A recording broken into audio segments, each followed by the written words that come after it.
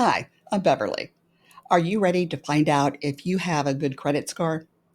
A good credit score isn't just one number. There's a FICO score range of numbers.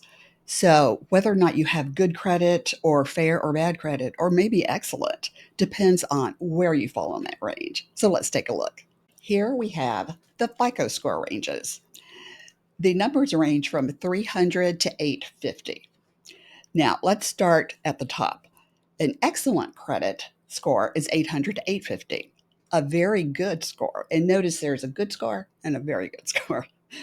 Very good score is 740 to 799. A good score, 670 to 739. So if you have a credit score between 670 and 739, then you have a good credit score.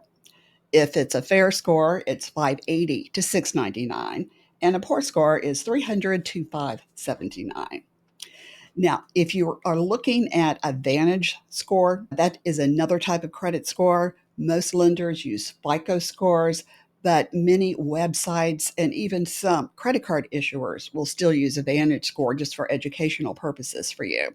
So with VantageScore, a good score is 661 to 780. I often get asked about the FICO versus VantageScore debate, but most lenders do use FICO. If you don't know what your credit score is, there are so many free ways to get your score. Most credit card issuers will give you a free score. Many of these are FICO scores. Your bank usually gives you a free score. If you have a good score with VantageScore, that's a good indication you're probably doing okay, but you still should find a way to get a FICO score. So, is a good FICO score enough to get all the benefits you want, including low interest rates and maybe even saving on insurance? Well, not quite. If you have a good credit score, I want you to give yourself a round of applause, okay? Because that is an accomplishment.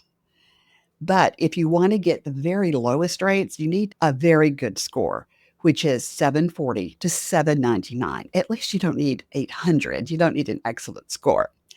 My score is in the 800s. I keep it there just for some cushion. It doesn't really benefit me any more than if I had a 760. So if you're not quite there, that's okay. There are two things that I want you to focus on. As you can see, these are the credit score factors. There are 5 of them, but today we're just going to talk about the top 2. Payment history is 35% of your FICO score, and available credit, or also called credit limit utilization, is 30%. That is 65%. So wherever you are right now on your journey towards a great credit score, focus on these 2 factors first. And if you've got debt, that's where credit limit utilization comes in. Once your balance starts going down, your score is going to go up. See how that works?